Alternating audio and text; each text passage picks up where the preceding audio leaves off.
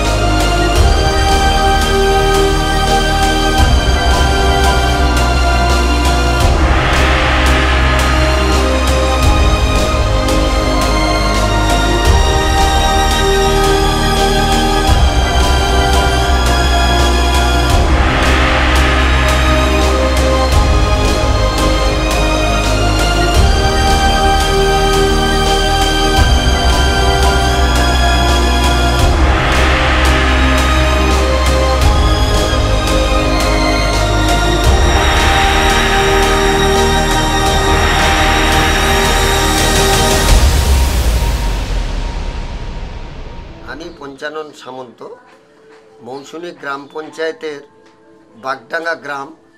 আমাদের এখানে মৌসুনী গ্রাম পঞ্চায়েতে 4টে মৌজা, মৌসুনী মৌজা, বাগডাঙ্গা মৌজা, কুসুমতলা মৌজা, বালিয়ারা মৌজা।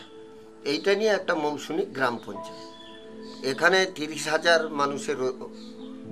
মানুষ এখানে বসবাস করে। এই ইয়াসে যে ব্যাপক জলোচ্ছ্বাসে মানুষের ক্ষয়ক্ষতি হয়েছে সে অকল্পনীয়, চোখে না দেখলে বিশ্বাস করা যাবে না। যা আমার বয়স আজকে 70 বছর, কিন্তু আমি 70 বছর বয়সে এই ধরনের জলোচ্ছ্বাস আমি দেখিনি। এই জলোচ্ছ্বাসে অনেক কাঁচা বাড়ি পড়ে গেছে, অনেক পাকা বাড়ি যার মেঝে হয়নি সেই বাড়ির মধ্যেও জল ঢুকেছে। ফলে মানুষ তাদের যে ধান, চাল, আলু, পেঁয়াজ কিছুই বের করতে পারেনি, এবং ইভিন মানুষের যে পোশাকও বের করতে পারেনি। ফলে এই অবস্থায় ইভেন্ট মাস পক্ষ থেকে যে আজকের আমাদের মৌসুনী বাগডাঙ্গা মৌজায় ওনার যে আমাদের সাহায্যের জন্য হাত বাড়িয়ে দিয়েছেন, আমি মৌসুনী অঞ্চলের অধিবাসীদের পক্ষ থেকে, মৌসুনী গ্রাম পঞ্চায়েতের পক্ষ থেকে আমি অভিভূত, এবং আপনাদের এই সাহায্য আমরা পেয়ে যথেষ্ট আমার এলাকার সাধারণ অধিবাসী উপকৃত।